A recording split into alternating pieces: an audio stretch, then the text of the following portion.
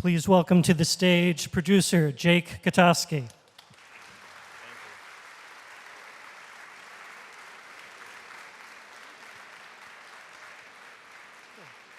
I just want to say thank you to everybody who came out today. There were a lot of people who put their blood, sweat, and tears into making this film possible, including our director, Andra, who unfortunately wasn't able to fly out to New York this weekend. The story is loosely based on his own experiences. And this is about, I don't know, 700, 800 more people than have ever seen the film at one time. So, honored to be here. Thank you guys for showing the film. It was a wonderful experience.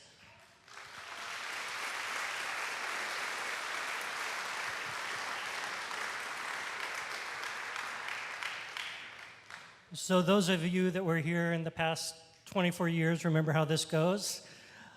I'll call on you, please ask a question, try not to make a statement, try to make it into a question if you can. I'll repeat the question so that everyone can hear it. Jake will answer it.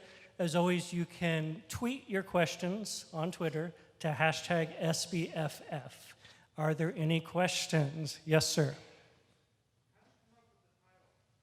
The question is about the title. Where does the title AsiaA come from? So ASIA stands for the American Spinal Injury Association, and they run the test like you saw at the beginning where they poke you from head to toe with a needle to try to determine the sensory and motor function. It's one of the first tests in the slew of tests that they run you through when you have an SCI, a spinal cord injury, and then they assign you a letter grade, A through E. A is completely paralyzed, E is completely ambulatory.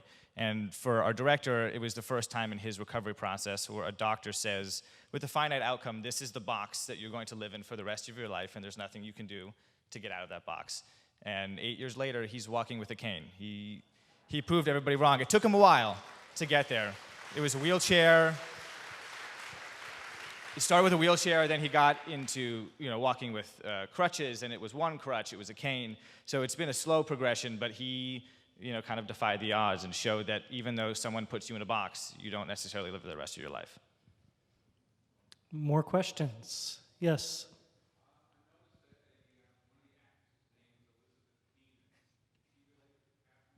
The question is about the nurse Elizabeth Keener. Go ahead. Yes, Elizabeth Keener is Catherine's older sister. She was on the L Word years ago, and now she writes mostly. Yeah. Other questions? Yes, ma'am.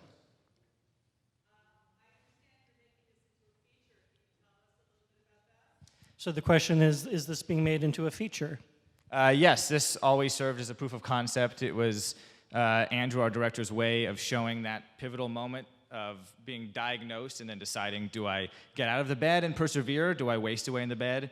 So that shows that kind of pivotal moment. In the feature film that we're developing, we're getting outside the hospital room to show really what it means for really this man to enter a world where he's on the cusp of, he thought he was going to be drafted as a basketball player. That dream is obviously gone. How does he identify as a man? How does he work in a relationship that was working before, now that the circumstances have changed, with his girlfriend, with his father, with his best friends, with his teammates on the basketball team, with his new teammates on his wheelchair basketball team.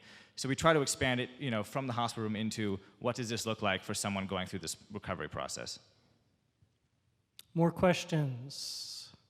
Yes, ma'am.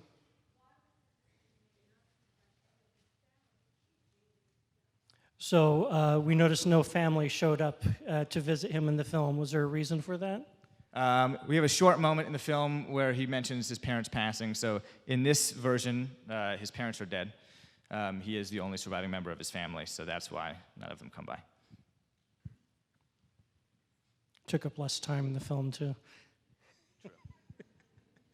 More questions? Yes, sir. What are the similarities and differences between the film and the director's experience? That's a great question. What are the similarities and differences between the film and what actually happened to Andrew, the director? Yes, I can tell you a story in a moment. I know what Andrew wanted when telling this film is everybody who goes through a traumatic injury of this nature has to go through similar things. You go through similar tests, you're dealing with similar ideas of balancing hope on, do I get out, how much hope do I have of recovery, how much hope do I put into, dealing with my original life. And Andrew wanted to make sure that this wasn't a documentary about himself, but something that everybody who's been through this experience can really relate to. When he was 21 years old, he was on spring break in Mexico, and he woke up one morning and told his friends he was with that there was a pain in his back. They said, we'll deal with it when we get back to Florida, which is where he was from. And 10 minutes later, he dropped to the ground. They had to rush him to the hospital. He had emergency surgery to save his life, and what the doctors informed him is that he was born with a birth defect that most people that have it don't know. It's called an AV malformation.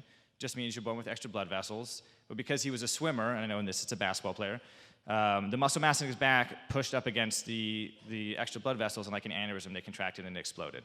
And he was immediately paralyzed from the chest down, and he was told he was AsiaA and he would never walk again. So in a sense, it is based upon his path of recovery, him being an athlete told that he's never going to be able to experience that sport the way that he is before. You know, he had relationship issues with his girlfriend at the time. They tried to make it work. It didn't work. Ultimately, the relationship wasn't strong enough because this ultimately does not define you as a person. It's just something that happens in your life. And trying to explore some of those relationships. He had, you know, crass roommates when he was going through the recovery process, people that kind of surprise you because there's an assumption of weakness when people go through an injury like this, and Andrew wanted to show that just because you go through an injury does not change the person you are. You can be crass, you can be mean, you can be vile, but you still have a heart, you're still a human being, and you're not any different than any one of us. Yes, sir.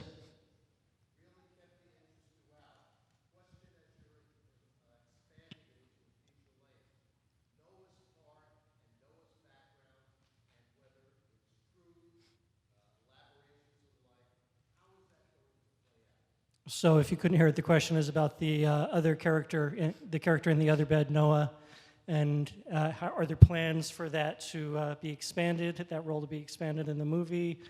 I'm also just curious, as part of this, where that character came from, if there's some story behind that character as well. Yeah, well, the story behind it, Andrew, it was an amalgamation of a lot of people that he dealt with along the process. This was kind of his way of representing everybody who doesn't fit into the mold of what we think of a spinal cord injury patient. And the answer for the feature film, much to every time I see my parents, they tell me we're making a mistake, but they have not read the feature film yet.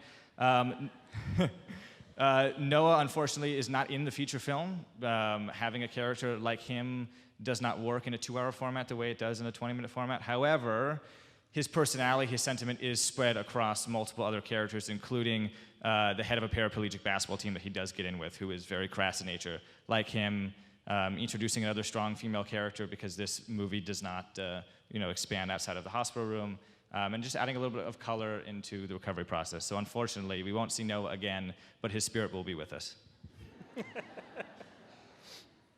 It's very emotional. More questions? Yes, ma'am.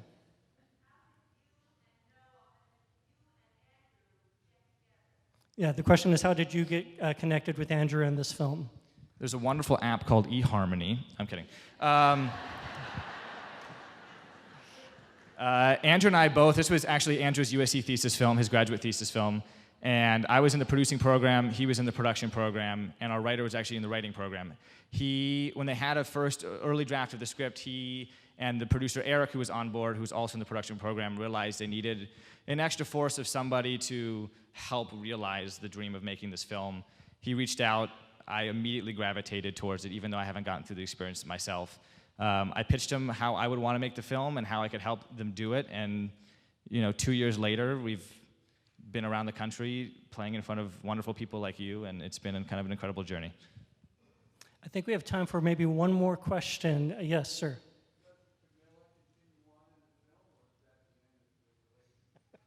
So does the girlfriend's character, does she continue on in the film? I think if I tell you we killed off another character, you're going to be upset. She does continue on. We changed the circumstances of the relationship a little bit because having the relationship at an ending point in this movie works, again, for a 20-minute movie. In the feature film, they're naive. They're 20-somethings in college, going out into the world, and they think that they can overcome this adversity because it doesn't define them, and they wind up learning that while this is a big event in their lives, they were going down separate paths anyway. Let's give a big hand for Jake Katofsky. Thank you very much. Thank you, everybody.